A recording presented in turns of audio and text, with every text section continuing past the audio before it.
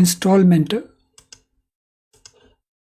for a predetermined period on EMI basis is an example of. So जब आप EMI basis के ऊपर installments पे करते हो होम लोन की, तो इनमें से वो किसका एग्जाम्पल है? Single cash flow, annuity, perpetuity और एनी ऑफ दीज। तो इसको क्या कहेंगे? Single cash flow, annuity. Mahesh, Harish, please don't write any question, is the correct answer. No, what is difference between annuity and perpetuity? Anybody? Simply question है, annuity में और perpetuity में क्या डिफरेंस होता है? Any answer for this?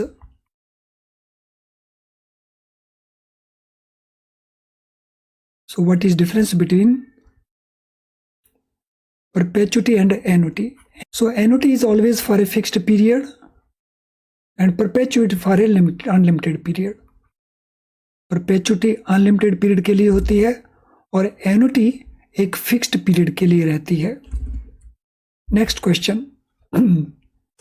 Z rented house for 2 years at monthly rent of ₹15,000 to be received in advance. तो ये किसका एग्जाम्पल है? ऑर्डिनरी एन्युटी का, एन्युटी ड्यू का, इनिशियल एन्युटी का या बेस पीरियड एन्युटी का? ये किस चीज का एग्जाम्पल है? जेड ने रेंट दिया हाउस के ऊपर, मंथली रेंट आना है,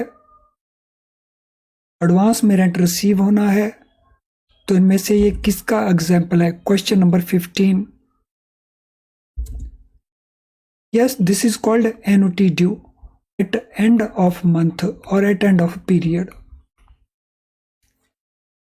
question 16। Question 16, Z is to invest ₹1 lakh by end of each year और ये जमा होना है 5 सालों के लिए 5% रेट ऑफ इंटरेस्ट के। तो उसको कितना पैसा वापस मिलेगा, यानी इसकी मैच्योरिटी वैल्यू क्या रहेगी, ये हमें कैलकुलेट करना है। तो कैलकुलेट कर दीजिए, what will be maturity value for this? इसकी मैच्योरिटी वैल्यू क्या रहेगी?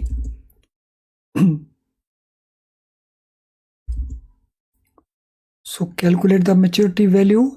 एन्युटी का ये क्वेश्चन है और ये ऑर्डिनरी एन्युटी है क्वेश्चन, और ऑर्डिनरी एन्युटी में हमने कैलकुलेट करके देना है फ्यूचर वैल्यू। सो क्वेश्चन बनेगा future value of ordinary annuity. उसके फार्मूले को, उसके मेथड को यूज करिए और बताइए कौन सा आंसर बनेगा क्वेश्चन नंबर 16 में।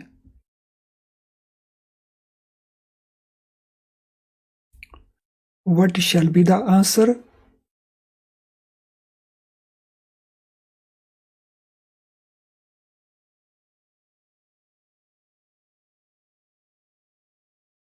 क्वेश्चन नंबर 16 में क्या आंसर बनेगा?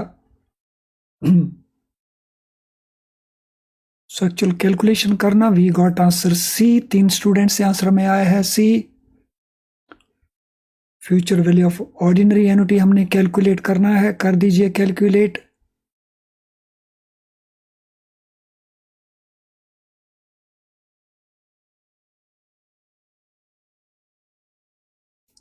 So what shall be the answer?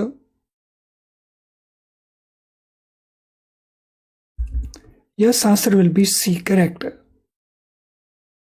So it will be 5,52,563. So this will be the answer. Next question. XYZ purchased machinery of ₹1 lakh.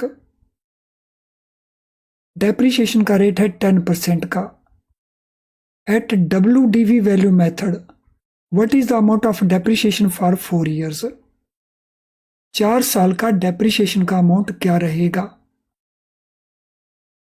WDV method में? Amount of depreciation हमें calculate करके देना है 4 साल का।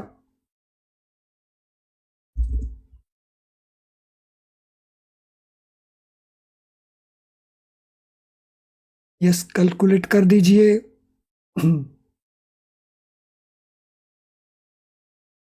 सो आप शॉर्टकट मेथड भी use कर सकते हैं, लॉन्ग कट मेथड भी यूज कर सकते हैं।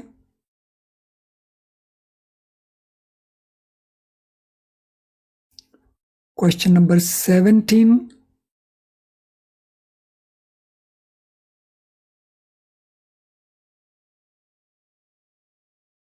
you can use shortcut method as well or long method also. So we got one answer, A answer.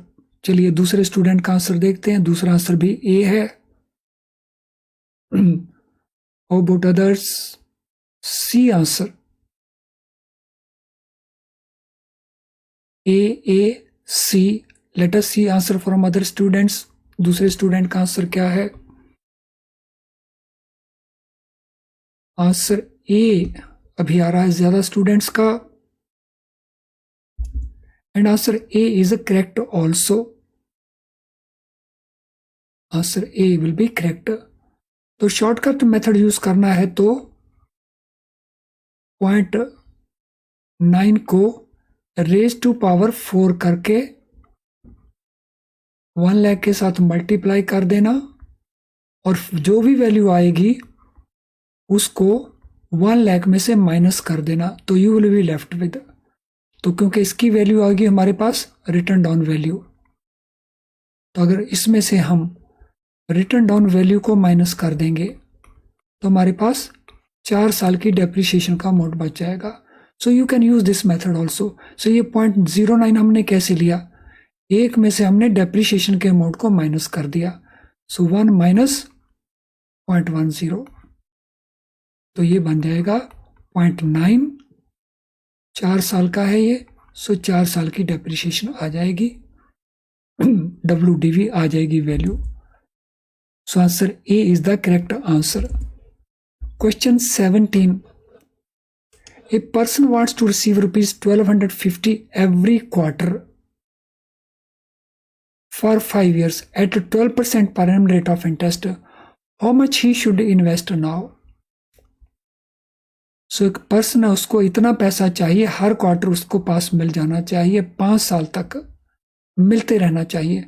सो 12% पर annum रेट ऑफ इंटरेस्ट है। आपको बताना है वो कितना पैसा इस समय इन्वेस्ट करे। How much he should invest now?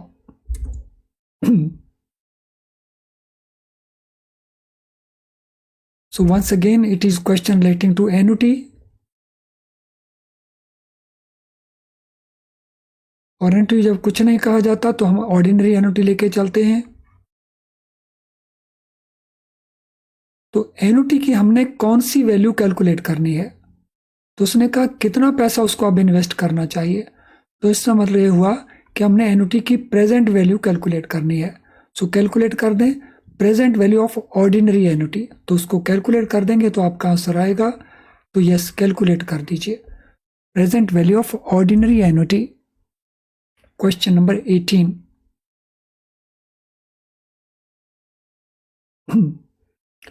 Present value of ordinary annuity, ordinary annuity की प्रेजेंट वैल्यू।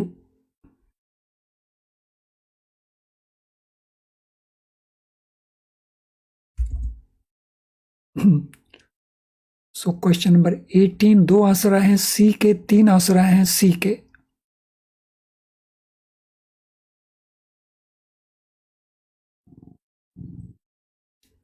क्वेश्चन नंबर 18, मैं वेट कर रहा हूं बाकी स्टूडेंट से आंसर की।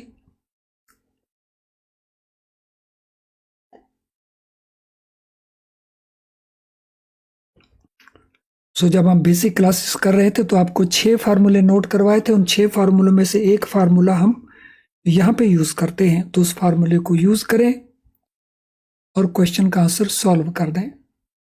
अभी तक जितने आंसर मिले हैं सी के मिले हैं। Let us see other answers also.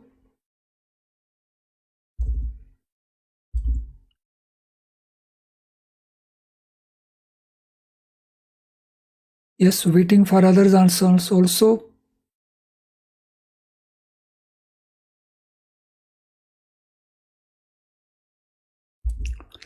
Present value of ordinary annuity. So जब आप कैलकुलेट करेंगे and you would find that answer C is the correct answer. तो हमारी इतनी वैल्यू ही आनी चाहिए। सो एनुटी के कई सारे क्वेश्चंस आते हैं और एनुटी का क्वेश्चन अगर आप करते हैं तो इसका बेनिफिट आपको और भी कई जगह के ऊपर मिलता है। एबीएम में तो मिलेगा, बीएफएम में भी इसका बेनिफिट आपको मिलता है, क्योंकि जब आप प्रेजेंट वैल्यू निकालते हैं, डिस्काउंटिंग करते हैं, कंपाउंडिंग करते हैं, तो वो सारी की सारी बातें आपको काम आती हैं in other aspect.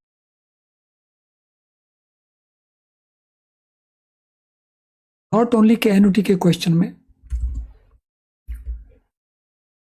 Next question, X want to receive fixed amount of for 15 years. X को एक फिक्स्ड अमाउंट चाहिए 15 साल के लिए और वो इस समय 9 लाख इन्वेस्ट करना चाहता है 9% रेट ऑफ इंटरेस्ट के ऊपर। तो उसको एनुअली कितना पैसा मिलेगा? तो ये जो फिक्स्ड अमाउंट वो चाहता है एनुअली, उसको कितना मिलेगा? अगर वो 15 साल के लिए चाहता है, 9 लाख इन्वेस्ट करेगा 9% रेट ऑफ इंटरेस्ट के ऊपर, तो what will be the answer? तो ये भी उन 6 में से जो फार्मूले आपको नोट करवाए गए थे उनमें से एक क्वेश्चन है। अब इसमें आइडेंटिफाई कर लो कि कौन सा क्वेश्चन उसने पूछा है। तो यहां पे हमने क्या कैलकुलेट करना है?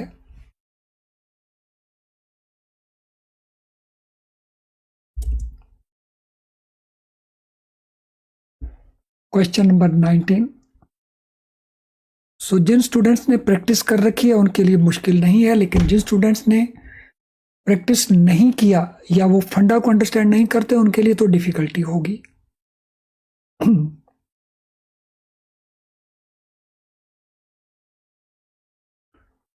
Question number 19। फ्रेंड्स, पिछले 2-3 दिन में हमने जो एबीएम की केस स्टडीज हैं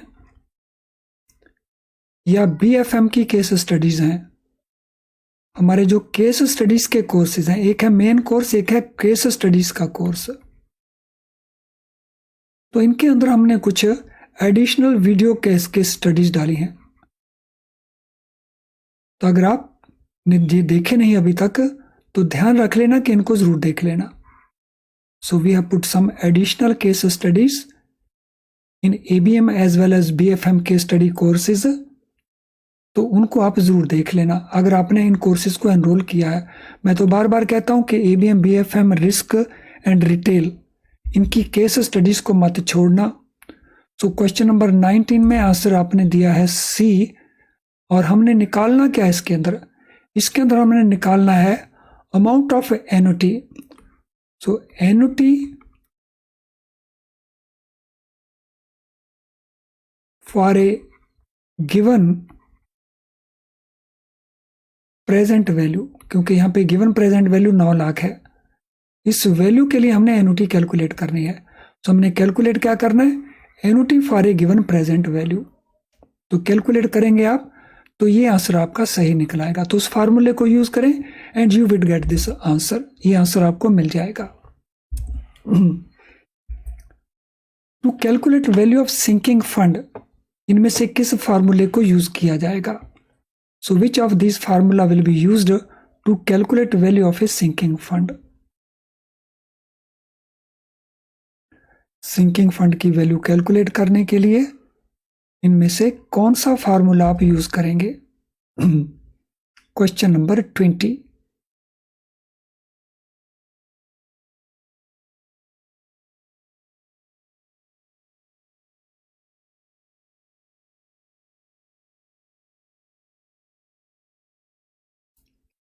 question number 20, sinking fund create करने के लिए इनमें से किस फार्मूले को यूज किया जाएगा?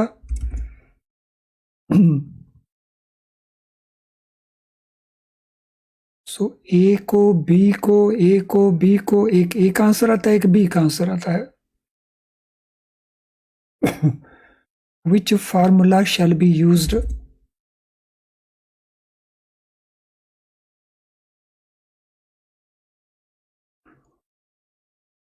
तो इसको कैलकुलेट करने के लिए फार्मूला हम यूज करेंगे ए फार्मूले को। This formula will be used. इसी फार्मूले को हम यूज करते हैं एनुटी से रिलेटेड एक क्वेश्चन को सॉल्व करने के लिए। सो क्या आप बता पाएंगे कि एनुटी रिलेटेड वो कौन सा कंपोनेंट है जिसके लिए हम इसी फार्मूले को यूज करते हैं? Any idea about that? So annuity calculations में भी 6 फार्मूलों में ये फार्मूला भी आता है। तो एनुटी के किस value, annuity for a given future value, तो एनुटी के अमाउंट को कैलकुलेट करने के लिए हम इसी फार्मूले को यूज करते हैं। सो सिंकिंग फंड का formula and annuity for a given future value, इन दोनों का फार्मूला सेम है। चलिए नेक्स्ट क्वेश्चन करते हैं। X want to send his daughter to a management school after 5 years. He will be requiring one-time payment of rupees 7 lakh. At 12% rate of interest, उसको annually कितना पैसा इन्वेस्ट करना चाहिए? तो एनुअली उसको कितना पैसा इन्वेस्ट करना चाहिए? हर साल थोड़ा थोड़ा पैसा वो इकट्ठा करता रहे। यानी ये वर्चुअली हमारा क्या हो गया? ये हमारा सिंकिंग फंड हो गया। 7 लाख उसको चाहिए, 5 साल के बाद 12% रेट ऑफ इंटरेस्ट है, एनुअली वो कितना पैसा जमा करवाए? तो सिंकिंग फंड वाले फार्मूले को यूज करिए and you will get the answer. चलिए बता दीजिए what will be the answer for this question number 21।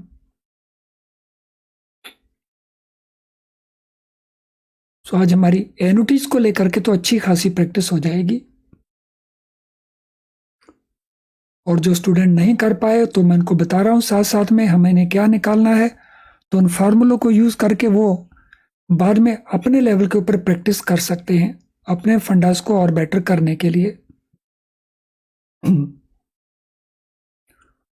तो अभी हमारे एग्जाम में ऑलमोस्ट 37 डेज का टाइम बचा है।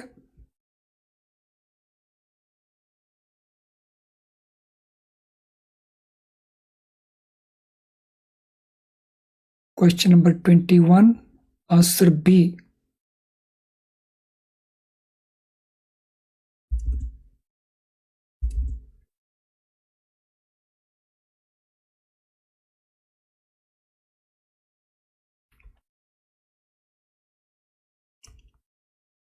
Question number 21.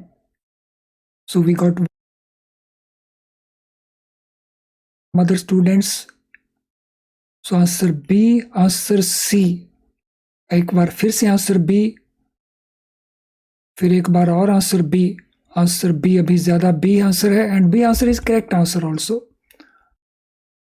तो जिस स्टूडेंट ने आंसर सी दिया है वो चेक कर लेंगे उन्होंने आंसर क्यों गलत निकला है उनका।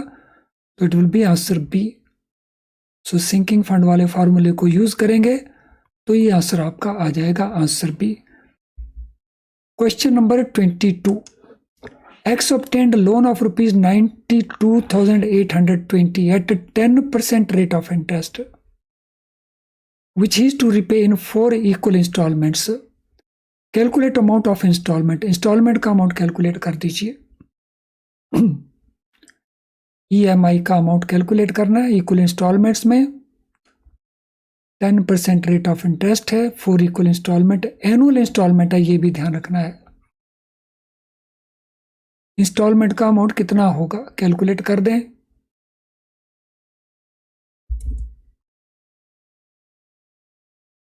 क्वेश्चन नंबर 22, एनुअल इंस्टॉलमेंट का अमाउंट कितना होगा।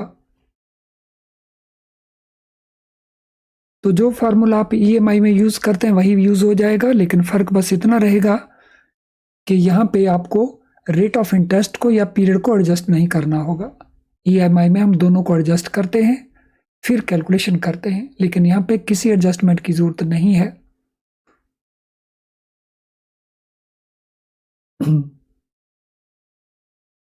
सो EMI के बेसिक क्लासेस में हम कई क्वेश्चंस कैलकुलेट कर चुके हैं। सो आंसर दिया है B.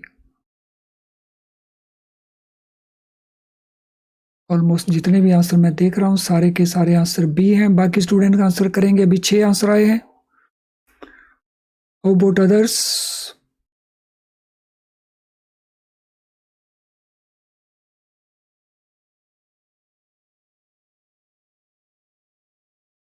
Yes, answer B is the correct answer. 29,282. So this is the amount जो annually पे करना होगा equally 4 times. Landmarks of Tomorrow. So this is a book on human resources management. The Landmarks of Tomorrow. इसको किसने लिखा है किताब को? पीटर ड्रकर ने, एडगर शीन ने, फ्रेडरिक टेलर ने या अब्राहम मैस्लो ने? So who wrote this book? Question number 23,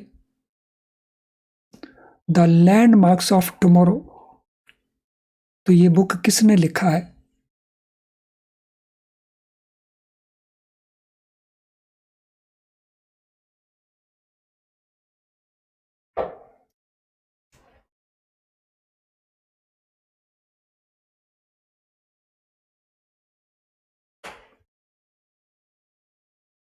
So what is the answer? Yes, answer A is the correct answer. So it is written by Peter Drucker. जिन students का like dislike अभी